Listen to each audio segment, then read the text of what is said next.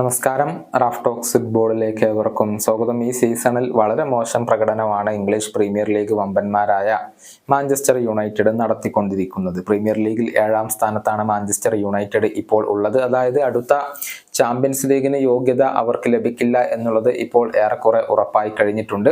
ഇത്തവണത്തെ യൂറോപ്യൻ കോമ്പറ്റീഷനുകളിൽ നിന്ന് അവർ നേരത്തെ തന്നെ പുറത്തായിരുന്നു. ഇനി മാഞ്ചസ്റ്റർ യുണൈറ്റഡിന് മുന്നിൽ അവശേഷിക്കുന്ന ഏക കിരീട പ്രതീക്ഷ അത് FA കപ്പ് മാത്രമാണ്.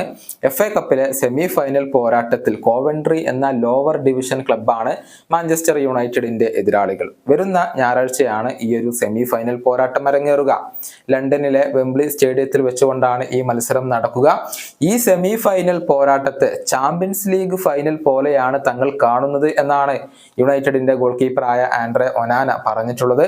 ചാമ്പ്യൻസ് ലീഗ് ഫൈനൽ കളിക്കുന്നത് പോലെ പോരാടുമെന്നും ഈ ഗോൾ കീപ്പർ പറഞ്ഞിട്ടുണ്ട്. അദ്ദേഹത്തിന്റെ വാക്കുകൾ ഇങ്ങനെയാണ്: ഞങ്ങൾ ആ മത്സരത്തിൽ ഒരു വലിയ ഫൈനൽ പോലെയാണ് ഫൈറ്റ് ചെയ്യുക. ചാമ്പ്യൻസ് ലീഗ് ഫൈനൽ മത്സരത്തെ പോലെയാണ് ഞങ്ങൾ അതിനെ കാണുന്നത്. തീർച്ചയായും നമ്മൾ എതിരാളികൾക്ക് അവർ അർഹിക്കുന്ന ഒരു റെസ്പെക്ട് നൽകേണ്ടതുണ്ട്.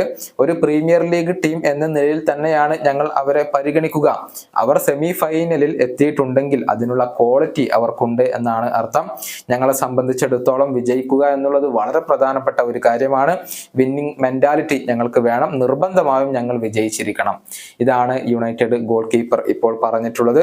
എന്നാൽ FA കപ്പ് സ്വന്തമാക്കുക എന്നത് മാഞ്ചസ്റ്റർ യുണൈറ്റഡിനെ സംബന്ധിച്ചിടത്തോളം ഒട്ടും എളുപ്പമായിരിക്കില്ല. കാരണം പിന്നീട് നടക്കുന്ന മറ്റൊരു സെമി ഫൈനൽ പോരാട്ടത്തിൽ കരുത്തരായ മാഞ്ചസ്റ്റർ സിറ്റിയും ചെൽസിയും തമ്മിലാണ് ഏറ്റുമുട്ടുക.